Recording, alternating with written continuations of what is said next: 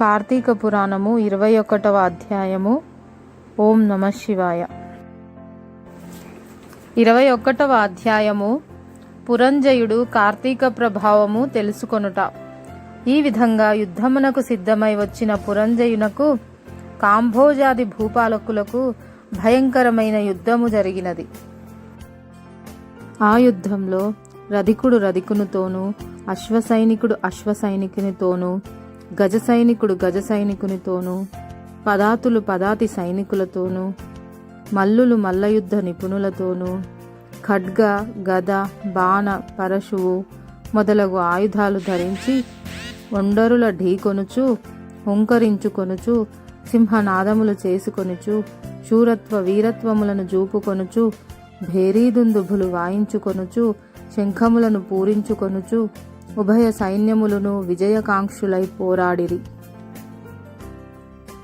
ఆ రణభూమినెందు చూచినను విరిగిన రథపు గుట్టలు, తెగిన మొండెములు, తొడలు, తలలు, చేతులు, హాహాకారములతో దీనావస్థలో వినిపిస్తున్న ఆక్రందనలు, పర్వతాల వలె పడియున్న ఏనుగులు, గుర్రములు, కళేబరాల దృశ్యములే.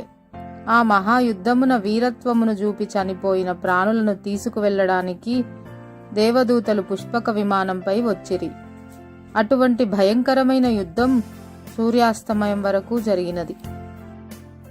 కాంభోజాది భూపాలుర సైన్యం చాలా నష్టపోయెను. అయినను 3 అక్షీణులున్న వారి సైన్యము 7 అక్షీణులున్న పురంజయుని సైన్యమును అతి సాహసముతో పట్టుదలతో ఓడించినది. పెద్ద సైన్యమున్నను పురంజయునికి అపజయము కలిగెను. దానితో పురంజయుడు రహస్య మార్గమున శత్రువుల కంటబడకుండా తన గృహానికి పారిపోయెను. బలోపేతులైన శత్రురాజులు రాజ్యమును ఆక్రమించుకున్నారు. పురంజయుడు విచారముతో సిగ్గుతో దుఃఖించుచుండెను. ఆ సమయంలో వశిష్ఠులు వచ్చి పురంజయుని ఊరడించి, రాజా, మున్నొకసారి నీ వద్దకు వచ్చి తిని, నీవు ధర్మాన్ని తప్పినావు. నీవు చేస్తున్న దురాచారాలకు అంతులేదు. ఇకనైనను సన్మార్గుడవై ఉండుమని హెచ్చరించి తిని, అప్పుడు నా మాట వినలేదు.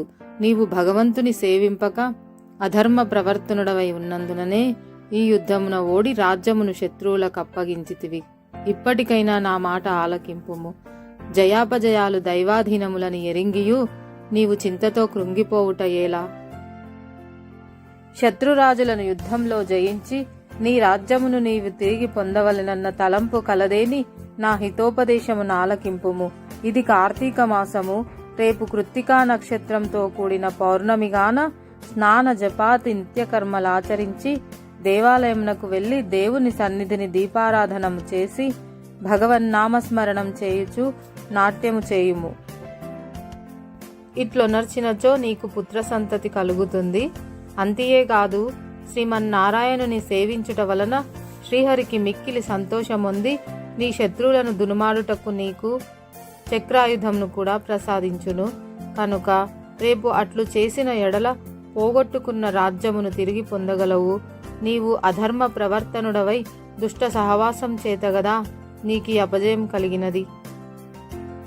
గానలెమ్ము, శ్రీహరిని మదిలో తలచి నేను తెలియజేసినట్ల చేయమని వశిష్ఠుల హితోపదేశం చేసెను. శ్లోకము. అపవిత్రః పవిత్రోవా నానావస్థాన్ గతోపివా యస్మత్ పుండరీకాక్షం సపాహ్యాంభ్యంతరశుచిః.